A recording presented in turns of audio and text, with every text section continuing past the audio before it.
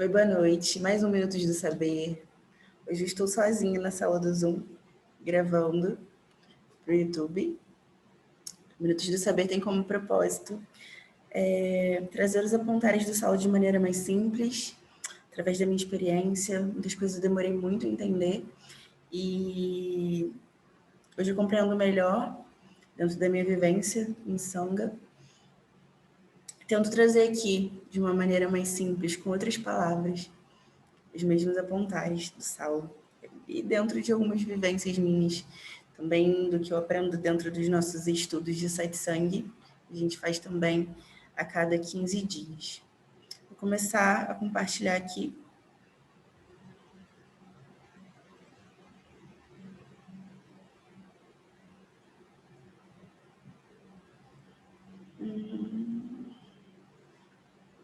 Bom, esse estudo é baseado no Darshan, com o Saulo, a partir dos discursos sublimes de manifestação. Esse Darshan foi no dia 17/10 de 2020. E de início ele começa com esse textinho, ele tem essa fala, e eu achei muito interessante, inclusive fiquei voltando várias vezes. Sempre é uma escolha sua. Sempre é uma escolha sua ser café com leite, ganhar o jogo ou perder o jogo. Tá tudo dentro do teu plano divino. Essa é a mais pura manifestação do que você considera livre-arbítrio nessa existência. Toda dor, toda delícia, tudo é seu. Você planta o que você colhe. Está dentro da inconsciência do ser acreditar no livre-arbítrio também. Acreditar que está vindo coisas e indo também. Quando na realidade nada chega e nada vai, nada tem forma, nada se transforma. Nada nunca deixou de existir e nada nunca existiu. Bom, eu compreendo essa frase, primeiramente falando sobre as nossas escolhas. Escolhemos acreditar que existe um ganhador, que existe um perdedor, ou que somos café com leite, assim como escolhemos acreditar no personagem que criamos para nós mesmos, de quem nós acreditamos ser, do que nós somos capazes ou não. E aí o Saulo traz que essa é a mais pura manifestação do que você considera, do que eu considero, do que nós consideramos livre-arbítrio. Por muito tempo eu acreditei que o livre-arbítrio era progressivo, como se a gente fosse criando consciência e ganhando livre-arbítrio. Até que eu compreendi que não é nada disso. Quanto mais a serviço nós estamos, mais conscientes estamos das nossas intenções, do que estamos fazendo. Mas mais claro fica que não há livre-arbítrio, que nunca houve. Estamos aqui nessa dança de energias, vivendo e manifestando o que tem que ser, seja de maneira consciente ou não.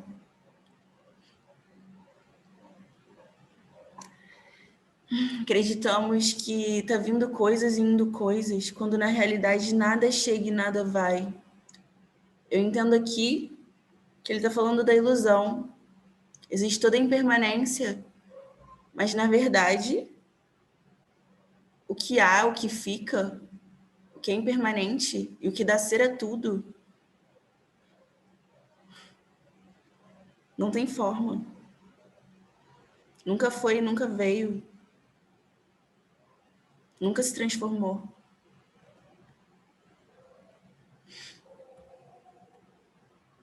A vida é uma oblação. Engraçado como o Saulo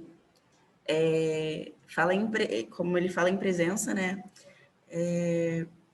As palavras vêm e durante o discurso a gente buscou o que seria oblação. Também não conhecia essa palavra. E aí a gente achou que oblação é o ato de fazer uma oferta a Deus. Achamos na hora lá do Darshan, o Saulo procurou. E o que nós temos ofertado a Deus? O que verdadeiramente temos ofertado a Deus? Me faça essa pergunta, que façamos essa pergunta. E daqui a gente não está falando de uma grande oferta. Servir, sim. Por que estamos aqui se não para servir? Escutei isso uma vez de uma vizinha. Deus fala por todas as bocas, não é?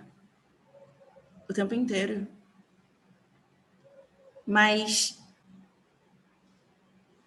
em relação ao que a gente tem ofertado a Deus, a única coisa que a gente deveria ofertar, não que a gente deva alguma coisa, mas se é para ofertar algo que seja o que verdadeiramente somos. É apenas o natural, apenas a fluidez. Se Deus quisesse algo de nós, seria isso. Se Deus fosse uma personalidade, seria isso. Sendo que ele não é. Como entender Deus, né? E aí vem esse outro slide. Personificaram Deus para que você se separasse dele, para que ele fosse outra pessoa. Por muito tempo. E também por uma questão de que talvez a mente não consiga entender algo que não possa ser colocado como um objeto. Fez a gente entender que Deus é uma personalidade, que Deus é um objeto. E é difícil tirar isso da gente, porque é uma crença muito enraizada. Eu sinto ela, assim, eu percebo ela, às vezes, apesar de já ter conseguido dissolver bastante sobre isso, essa crença, né? Essa associação. Hoje eu entendo Deus como a ordem divina, como tudo que é, como a essência de todas as coisas, manifestas ou não. E mesmo assim, ainda tenho ideia apenas de uma pequena parte do que é o eu sou, que nós somos, que é. Quando personificamos Deus, compreendemos de maneira errada que há um caminho certo a se seguir, compreendemos as coisas dentro de uma dualidade de certo e errado, de regras, onde, se não estivermos dentro desse caminho, dessas crenças, estamos errados. Como se Deus julgasse, como se Deus ficasse feliz ou triste com as nossas ações. Mas, na verdade, tudo isso é o nosso auto-julgamento dentro das nossas crenças e ideias. Dentro de tudo que foi construído na nossa cabecinha, na nossa ideia construída de eu, de realidade, de certo e errado. Tudo isso só separa a gente de Deus, entendendo que Ele é um e nós somos outro. É uma manipulação e uma limitação a qual a gente se coloca, e é uma limitação construída. Dentro da sociedade que a gente vive, é difícil, né? Porque a gente está dentro de um sistema e ele o tempo todo diz isso pra gente desde que a gente era criança. Criança ali ainda pura, ainda em presença, mas influenciável.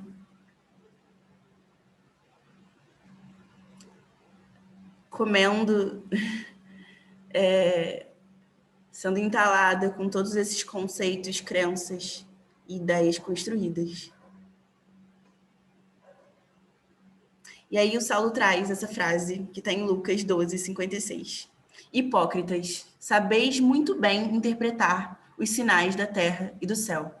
Como não conseguis discernir os sinais do tempo presente? Buscar a paz enquanto há tempo. Vou repetir.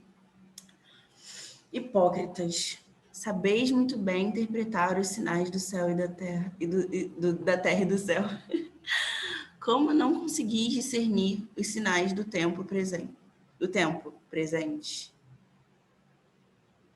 Buscar a paz enquanto há tempo. Tava tentando entender ao mesmo tempo, não rolei, mas... Bom, me vem aqui que somos hipócritas, sim. Porque na realidade sempre soubemos, sempre estivemos aqui.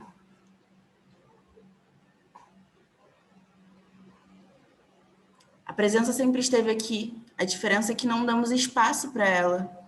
Ouvimos sempre a voz do ego. Mas sabemos interpretar todos os sinais da terra e do céu. Sabemos sim discernir presença de ego. Impermanência e permanência. Que possamos buscar a paz enquanto há tempo. Oportunidade. O que é seu por merecimento, vem.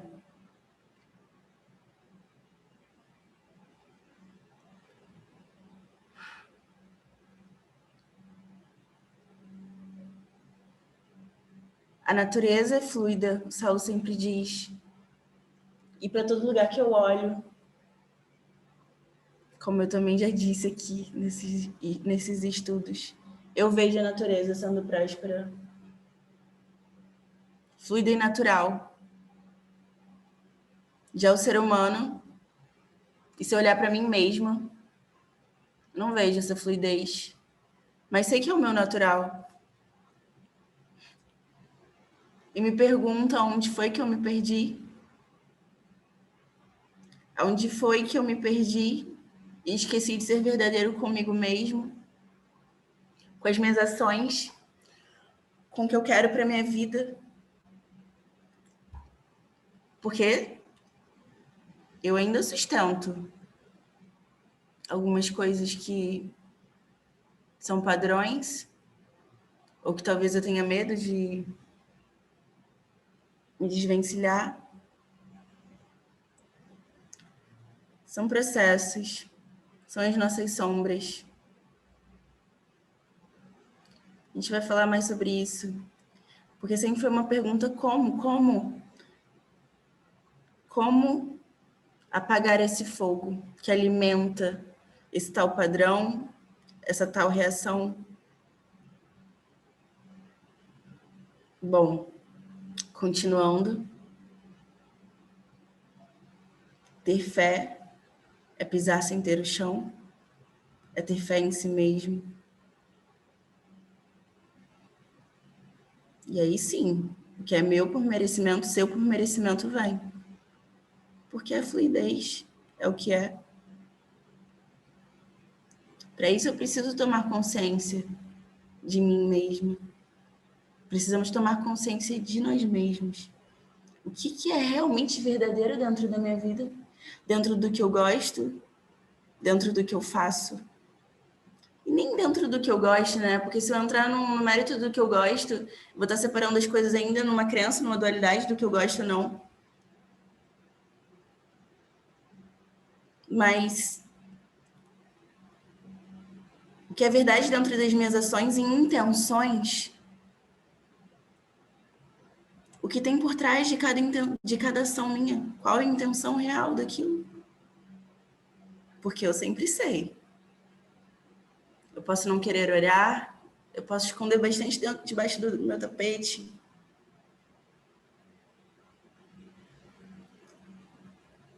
Mas por escolha. Se eu não estiver olhando, é sempre por escolha. A presença sempre esteve aqui. Então eu sempre pude observar tudo. Mas me confundo e me identifico com os padrões, crenças e toda essa ilusão que eu criei sobre quem eu sou. Para isso eu preciso me tornar disponível. Disponível para ver. De coração aberto e vulnerável. Porque não há caixas.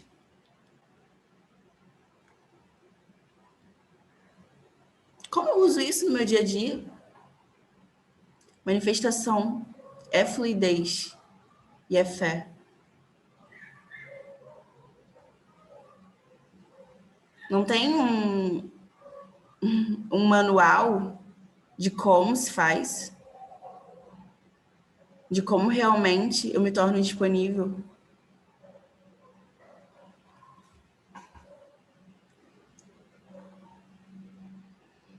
Nesse satsang, quer dizer, Darshan, né? Houveram algumas perguntas.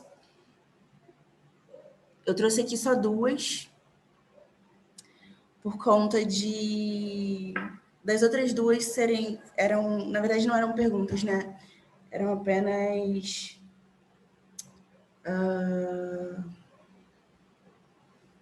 dizeres. As pessoas trouxeram algumas experiências a partir de meditação, então eu não coloquei aqui. A primeira pergunta me tocou muito também, ressoou no meu coração, e acredito que talvez ressoe na maioria dos corações, porque um grande degrau ao qual nos colocamos é a arrogância. E aí a pergunta que veio é que era até do Alexandre, né? É o fato dele sempre perguntar a função das coisas. E em determinados momentos ele não via a função do que era dito pelas pessoas. E ele não sabia como lidar com isso. Ele pergunta onde entra a compaixão pelo outro, como lidar com essa arrogância dele de não ver função nas falas do outro. E aí o Saulo responde. Bom, que o Saulo responde é um pouco maior do que isso, mas eu tentei compilar aqui para falar sobre essa resposta. E ele traz que a arrogância nos faz não ver a função e faz com que percamos a empatia. E aí a gente não considera a posição do outro como válida. A gente compreende o conteúdo dito pelo outro como irrelevante. E aí eu botei entre aspas, talvez você saiba muito sobre aquilo e qualquer coisa que alguém traga não terá nenhum fim.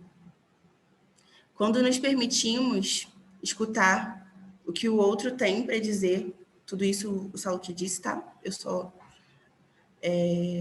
compilei. Quando nos permitimos escutar o que o outro tem para dizer, abrimos a possibilidade de perceber que talvez o que nós achamos que é correto não seja tão correto assim. Outras formas de fazer surgem. Perco a oportunidade de perceber novas formas de experienciar e de me relacionar. Isso requer abrir mão, deixar disponível para entrar e sair, e não só para sair. Há um desgaste emocional de tudo o que o sistema emocional tem que ativar para que se mantenha este controle. Se eu sempre estou certo, perco a oportunidade de errar e de aprender. Qual é a função se eu sei tudo? Os dois não têm função, porque o outro não existe. Estamos aqui para aprendermos a ser seres humanos e nos relacionar como tais. Bom, aqui tem muita coisa para a gente falar, né? Primeiramente, eu vejo a arrogância em mim em vários momentos. E o primeiro ponto é sempre observar e perceber, sem julgar. Percebo também que o divino fala por todas as bocas. E a todo momento, quando ouço alguém falar, quando eu realmente me abro a ouvir, eu tenho sempre uma lição a aprender. Sempre. Mas quando eu me coloco num salto onde não consigo realmente ouvir o outro, eu estou sempre tentando ter razão, me justificar. Eu não consigo realmente escutar. Eu me fecho, e aí sim a pergunta vem: qual a função disso? Qual a função da vida se não estar realmente em presença, em abertura? Para ser, ouvir, aprender, se relacionar, experienciar. E realmente ser.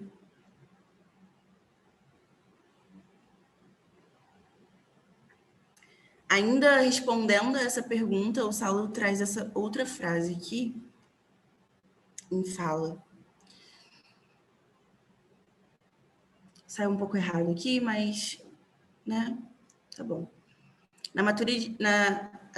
Ao chegar, né? Acredito que seja isso. Ao chegar na maturidade espiritual, não era isso, não. Na maturidade espiritual, também não. A maturidade espiritual vem quando você compreende que o caminho é exatamente ao contrário, para que você saia desse sofrimento. O caminho é não carregar peso. O caminho é sereno, simples. Não é rebuscado, nem perigoso. Não tem troféus. O caminho do meio é o caminho reto. Olha o tanto de firula que queremos colocar. Queremos colocar pedras no nosso caminho a todo momento. Queremos ter razão, justificar. E aí ele pergunta: já experimentou perder esse jogo da arrogância? Aí ele traz, eu não coloquei aqui, mas ele traz um exemplozinho bem bobo sobre uma gravata. Ele diz que uma pessoa chega para outra e diz: então, o que você acha a partir de agora a gente usar uma gravata borboleta? Todo mundo usar esse uniforme. E daí a arrogância, a energia da arrogância, esse objeto aparece e você percebe ele ali. Então você respira fundo e fala: ok, vamos olhar as gravatas. Por que não experimentar, perder o jogo para a arrogância? Não alimentá-la, apenas percebê-la e parar de alimentar. E aí ele continua respondendo essa pergunta e traz: como se apaga o fogo da arrogância? Como se apaga qualquer fogo alimentado pelo nosso ego, né? Com água, vai irritar o fogo. Vento, ele fica mais alto. Comprimir, embaixo do tapete, isso vai estourar uma hora. Não adianta a gente se calar ou tentar extinguir de uma forma que seja uma luta. E aí ele traz que percebendo o que acende esse fogo, nós percebendo como esse fogo se acende, daí então a gente pode observar ele para que ele não se acenda novamente. E se ele se acender sem julgamento, você observa para que ele possa se extinguir por si próprio. Sem alimento, ele se apaga. Me lembra também que quando eu observo, eu não posso me confundir com o objeto, porque se eu observo, eu não me compreendo como aquele objeto, então eu não estou me identificando exatamente com ele. E logo, não estou alimentando ele. Segunda pergunta. Uma pergunta que eu acho que de início a gente se faz muito, ou não também. Uma hora eu vou descobrir quem eu sou e qual é a minha missão? Saulo responde: talvez as perguntas estejam sendo feitas para obter respostas sem função. Quem está perguntando é a mente com interesses da mente. E fica claro aqui, né? Que nesse monólogo é sempre a mente conversando com a própria mente, fazendo perguntas e querendo obter respostas, e dando respostas a si mesma. Continua-se, então, assim, servindo a mente. E aí, quando a gente vai saber que está no caminho? A gente simplesmente sabe. E a gente sabe que a gente sabe. Não há provas, não há lógica. Apenas se sabe. Não se está mais no controle. Então,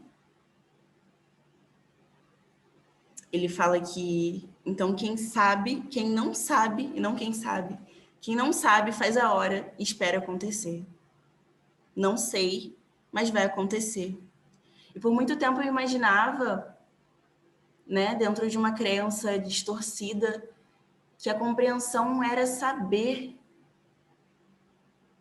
E aos poucos essa crença vai caindo, foi caindo. E eu fui percebendo que quanto mais eu não sei, mais eu estou em presença. E tudo flui, porque é, e não porque eu tenho alguma bagagem, carga, ou seja lá o que for. Não porque criamos um padrão de como agir, ou um checklist, ou sei lá. A gente está sempre tentando aprender a informação, nos agarrar a algo, quando na verdade estamos nos limitando, nos colocando em caixas, limitando o que não pode ser limitado, o que não pode ser descrito, o que não pode ser caracterizado, o que apenas é. Só sei que nada sei. O resultado é o encontro consigo mesmo. Se é a manifestação pura da real intenção, se não há mais nada por trás das minhas intenções, se as minhas intenções, se as minhas ações têm intenções limpas e puras, elas não são ações, elas são o não agir, o não fazer. Elas não deixam rastros. E isso precisa ser nominável. Em algum momento eu preciso ter uma ideia de que uma resposta para essas perguntas. Será que realmente eu preciso ter uma resposta para dizer sobre quem eu sou? Sobre qual é a minha missão? Precisa de algum outro ato de manifestação que não seja o simples ato de fazer e de ser? Claro que não. Porque quem quer todos esses nomes e todas essas certezas, controle, caixas, é a mente. É uma pergunta da mente. Bom, aqui o Saulo traz algo que desceu para ele. Eu esqueci a maneira que ele trouxe. Ele falou que não tinha sido ele naquele momento, mas ele acessou uma informação que eu achei muito interessante, é informação mesmo, que dentro da consciência de Shiva e de Krishna existe uma determinação interessante. Já tivemos algumas centenas de milhares de seres evoluídos em consciência iluminada que vieram a este plano em sublime manifestação de presença e nem se deram conta disso, pois apenas estavam realizando o seu trabalho. Então fica claro que não é necessário que a gente tenha essa percepção, mas na verdade que a gente apenas seja, assim como o vento venta e a água molha, e o sol nos aquece, nos ilumina, sendo o que eles são, se manifestando e fluindo de forma natural, em presença. Não é algo a ser alcançado no sentido da exaltação da perfeição, pois a perfeição é simples. Ele fala para nós, não queira grandes feitos, porque o que você faz com o coração já é um grande feito. Não querer ser alguém, ocupar um lugar, ou pertencer.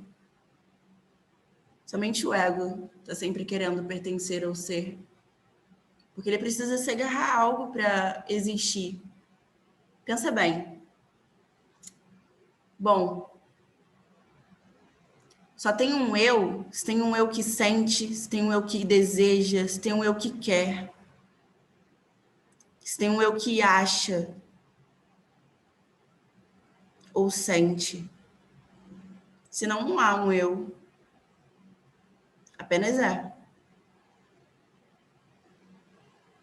E se o seu maior feito na vida for parar de olhar para o seu umbigo e perceber a aflição do outro, te garanto que vale mais que o Taj Mahal.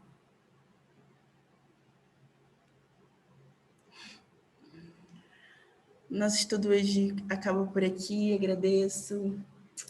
Vou parar a gravação, que vai para o YouTube.